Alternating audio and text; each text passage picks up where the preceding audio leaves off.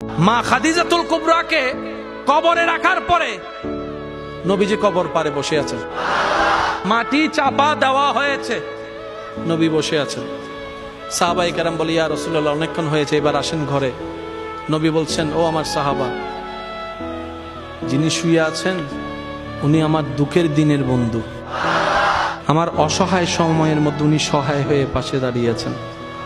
সবাই যখন আমার উপর আঘাত করছে, এই আঘাতের রক্তটা উনি মুছিয়ে দিয়েছেন। উনি আমার জন্য একটা শক্তি হয়ে দাঁড়িয়েছেন। আমার খাদিজা, আমার স্ত্রী, তোমাদের উম্মাহাতুল মুমিনিন। ইয়া রাসূলুল্লাহ, একটু ঘরে আসেন।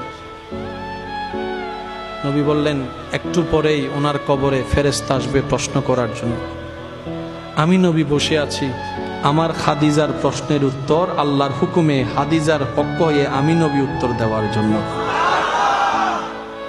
পৃথিবীর সমস্ত ভালোবাসার বন্ধনকে পিছনে ফেলে আপনার আমার নবীর জীবনীকে একটু খেয়াল করে দেখেন। সমস্ত রোমান্টিকতার হাই রোমান্টিকতা আমার নবীর জীবনের মধ্যে আছে। আমরা নিতেও জানি নাই, পালনও করতে জানি নাই। আল্লাহ পাক আমাদের সবাইকে ইসলাম মেনে চলার তৌফিক দান করুক।